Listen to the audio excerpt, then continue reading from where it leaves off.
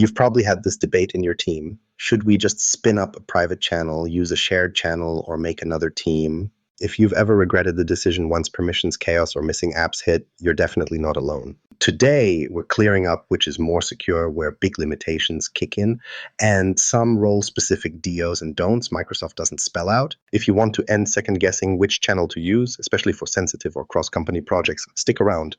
The subtle mistakes here catch even seasoned admins off guard. Private channels aren't a silver bullet, what Microsoft doesn't tell you. If you've ever thought spinning up a private channel would keep your sensitive conversations airtight, it's easy to see why.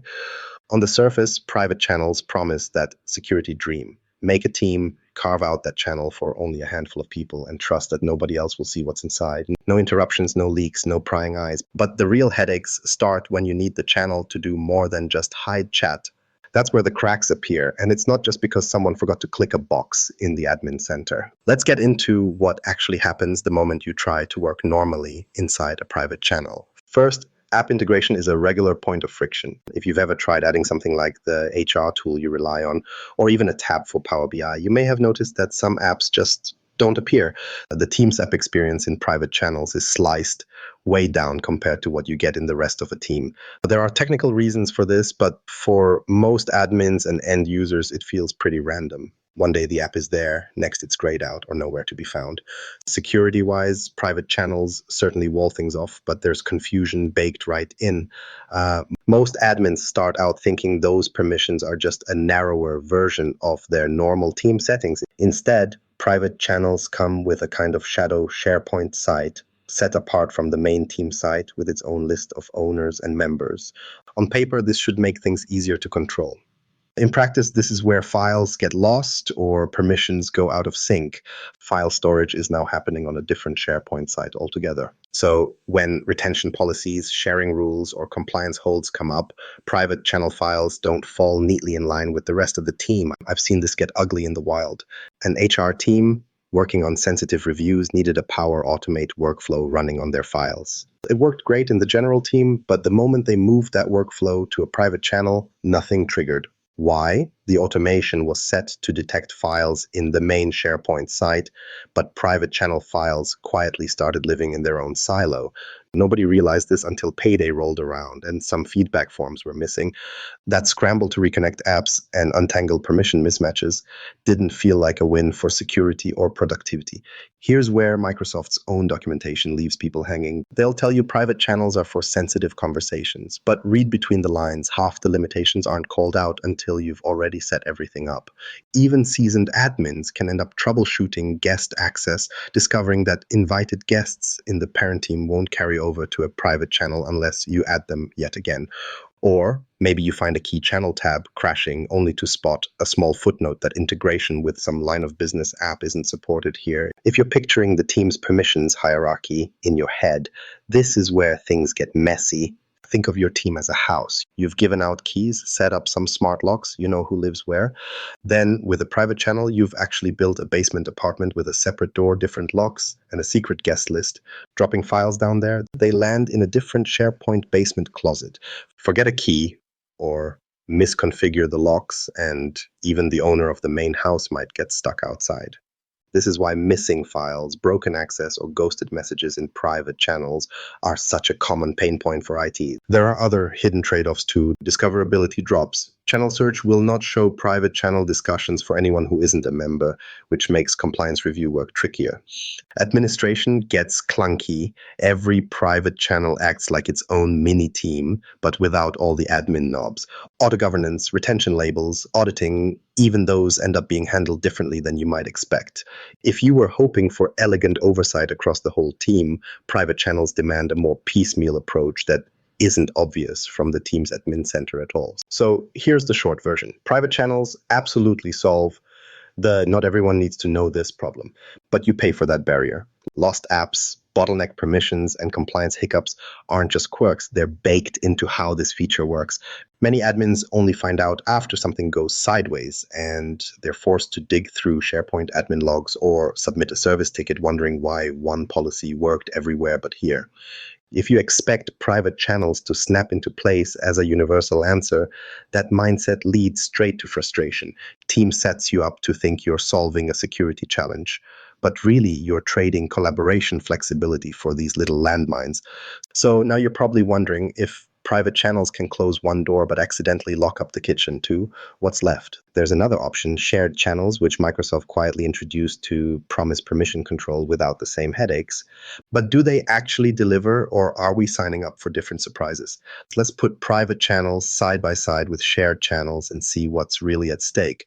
Private versus shared channels, the real difference is nobody explains.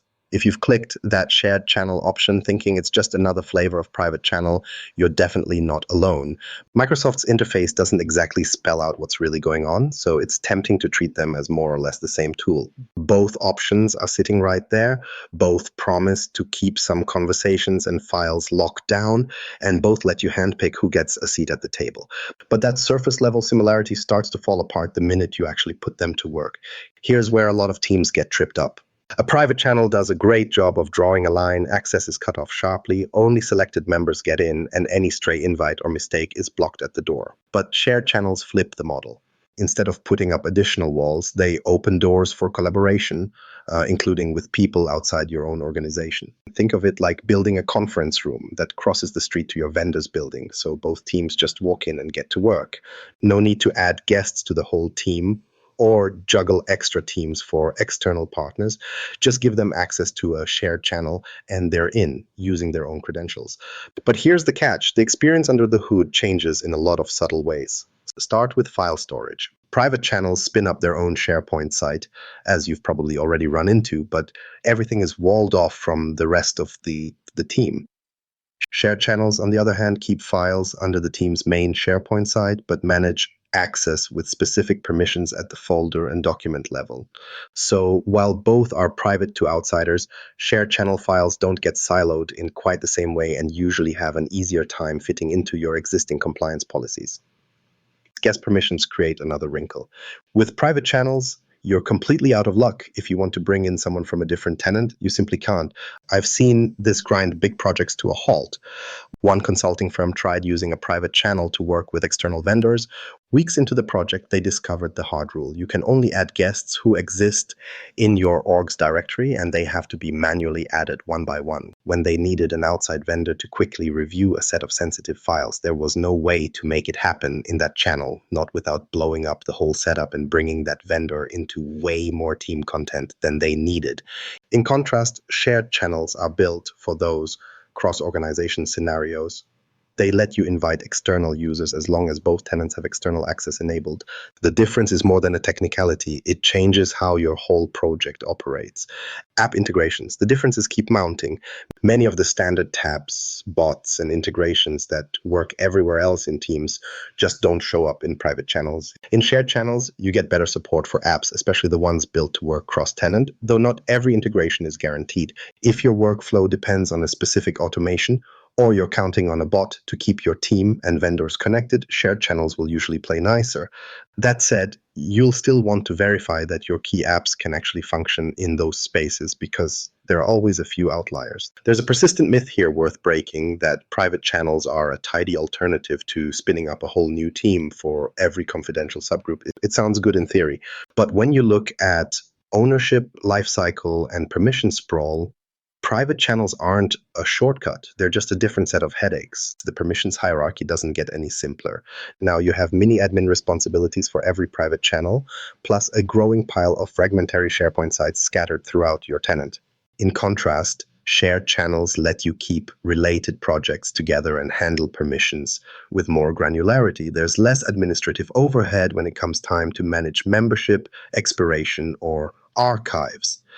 Picture a simple permission matrix. In a regular team channel, everyone in the team is in by default. For a private channel, only those you specifically add get in, plus a new SharePoint site is spun up and owned by the channel's creators and members. With shared channels, it's similar. Only direct invitees see the content, but external users can participate seamlessly, all while files live in the core team's SharePoint, not a side site. Now, if you're managing data retention or e-discovery, this gets tricky. Private channel compliance and retention settings run off that isolated SharePoint site, meaning any automated policies tied to the main team don't automatically extend over. Shared channels, though, inherit a lot more from their parent team, so your compliance stance is typically more consistent. The upshot: shared channels extend the reach of teams for those projects that cross company borders without blowing up your org chart or cluttering your teams list. Private channels serve truly internal discussions best, locking things away where even curious insiders can't snoop. But swap one in for the other, you can end up with frustrated users, messy permissions, and a surprising amount of cleanup after the fact. Sometimes, though, neither option delivers everything you want. A few gotchas can't be solved by clever channel setup alone. So what about those cases where both private and shared channels fall short? When does it just make sense to roll out a whole new team instead of slicing things up even further? It happens more often than you'd guess, especially when project complexity ramps up or must-have integrations refuse to cooperate. When to use a private channel, shared channel, or separate team, do's, don'ts, and deal breakers. If you've ever sat at your desk wishing Microsoft would just hand over a clear decision tree for Teams channels, you're not alone. Instead, we get a web of features, a handful of scattered docs, and way too many admin panels. Defaulting to private channels feels safe when something is even a little bit sensitive, but let's be honest, how often has that made things worse? The choice isn't as simple as if secret, then private channel. In real work, those fast picks open the door to headaches down the road. People lean on private channels because they promise a tighter circle, only the right eyes, not the entire team. But that instinct, especially with sensitive topics, can backfire when you try to do more than just chat. The tough part comes when a simple attempt at privacy holds a project hostage. Consider this: HR needs a focused place to discuss employee performance reviews. Here, a private channel actually hits the sweet spot. The team can meet, share files, and keep everything walled off from even the most curious coworkers. Compliance is straightforward enough, and as long as the work sticks to conversation and document review, things are smooth. Now compare that with another team tempted to use a private channel for a vendor project. The moment external input is required, the setup breaks. Private channels can't add guests outside your tenant, so any hope of quick external review, feedback, or even collaborative editing turns into a maze of file transfers and out-of-band chats. Permissions hit a brick wall, and suddenly a secure channel just means double work. By the end of the quarter, someone inevitably regrets that choice, especially when status updates and files have to be duplicated across teams or shuffled into email threads. So when actually should you use a private channel? The scenarios don't come up as often as people think. It's your go-to for confidential HR work like performance planning or salary discussions. Private channels work well for subgroup discussions, maybe a planning committee within a larger project team, where transparency for the subgroup matters, but secrecy from the wider group is essential. They also make sense if your app usage is basic and you're okay sacrificing certain integrations like workflows or approvals. The more your work lives in chat and files that don't move around too much, the less you'll notice the friction. But don't fall into the trap of using private channels when your work is cross-company, relies on outside partners, or needs complex app integration. The minute you expect to pull in someone from another organization, a private channel works against you. You've probably hit this wall with SharePoint workflows too. Since private channel files live in a breakaway SharePoint site, your automated processes often don't even see them. That's a big miss if your team uses Power Automate to keep compliance or drive project handoffs. Heavy reliance on apps and cross-system workflows often ends with a quiet failure, links that don't resolve, approvals that never trigger, or tabs that mysteriously disappear. These are signs you picked the wrong channel type. Separate teams come into play when things really get complex. If your group has high turnover, or if each participant needs their own set of apps and permissions, bite the bullet and spin up a distinct team. Compliance gets messy fast for projects that have special data retention needs or sensitive content subject to legal holds. Here, a separate team gives you control, flexibility, and the ability to manage lifecycle policies the right way. You'll notice this most on projects that run long or shift members frequently. Trying to push a high churn, highly regulated project through a single team with private or shared channels is just asking for a permission snarl and a SharePoint mess. One admin I spoke to set up a private private channel for a short-term audit. 6 months later, after the channel owner left and two more stakeholders were added, the team was locked out of half their files. By then, nobody could remember who was supposed to have access, and a support ticket turned into a week-long scramble. Another time, a marketing team spun up dozens of private channels for agencies. Membership management turned into a nightmare when campaigns overlapped and half the invited partners changed firms after the first review cycle. Everyone swore off private channels for partner projects after that. The pattern is clear. Private channels work for focused internal scenarios, not sprawling projects or anything needing external input. Shared channels are a lifesaver for collaborating across employers, cutting down on duplicate teams, and sketchy file sharing. And when no channel model does the trick, when you see lots of churn or compliance needs are just too specific, building a whole new team is the only real answer. But the decision isn't final once you click create. No matter how carefully you plan, structures change, people leave, policies evolve, or IT drops a new ban on private channels. And that's where a whole new set of risks can ambush your team, especially if you bet everything on privacy controls that don't cover lifecycle headaches. Because what really happens when someone important walks out the door or your organization pulls the plug on private channels isn't always visible until things start breaking. Surprising risks and gotchas. What happens when people leave or policies change? If you've ever felt confident about your meticulously crafted team structure, set the permissions just so, and walked away thinking your sensitive content was bulletproof, here's where reality interrupts. The idea that everything's set in stone in Microsoft Teams, files, chats, permissions lasts until someone leaves the company or IT decides to update a security policy overnight. That's when weird things start happening, especially if you rely on private channels to contain your sensitive work. Let's say your private channel has become HQ for an important project. Files are uploaded, chats happen daily, and everyone assumes the setup will last as long as the team does. The catch nobody tells you about. Private channels store their files in an entirely separate SharePoint site, not the team's main drive. It seems tidy at first, but this separate storage introduces hidden dependencies. For starters, every private channel must have at least one owner who can manage membership and channel settings. If that person leaves, whether it's a planned exit or a sudden layoff, you risk a true orphaned site. Suddenly, nobody left in the organization has the full set of rights to unlock files or adjust access. Even global admins have a mess to clean up, usually needing to jump into SharePoint directly just to recover documents or reassign permissions. One finance team I talked to hit this exact wall. Their private channel owner was responsible for quarterly reports, sensitive forecasts, and audit materials, all kept separate for good reason. The day the owner left for another company, the remaining team members realized they were locked out of the document library. Not just read-only, completely blocked from even seeing their files. Recovery meant looping in IT, requesting SharePoint admin intervention, and hoping they acted fast enough that work didn't stall for days. Sharing structures that seemed logical turned into a scramble with urgent files tied up in permissions drama. Guest access doesn't get any less confusing. In private channels, guests must be manually added and are essentially re-invited from scratch.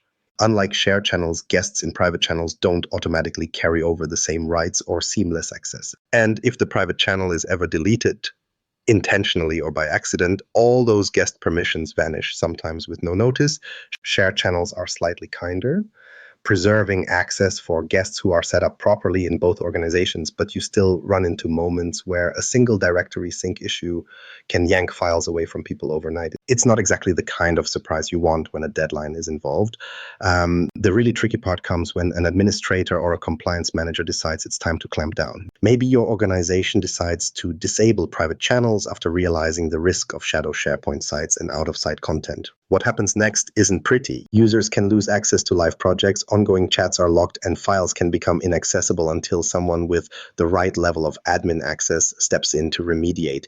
Teams rarely gives users a heads up or a graceful handover. One day everything works, the next day you're greeted with errors or missing tabs. For teams that ran entire business processes in private channels, this disruption hits productivity hard. Data retention is its own thicket. In regular teams and shared channels, retention and e-discovery tools tend to capture activities and files under one roof. With private channels, retention policies have to be set up separately on the shadow SharePoint site. If you forget or nobody mentions it, those files can quietly slip through the cracks of your compliance footprint. Searching across teams might not show results from private channels, So audits and investigations end up incomplete unless you remember those hidden sites every time. It's an easy oversight when you're handling dozens or hundreds of teams and channels. It's no wonder some organizations put a hard ban on private channels altogether. The risk equation just doesn't add up.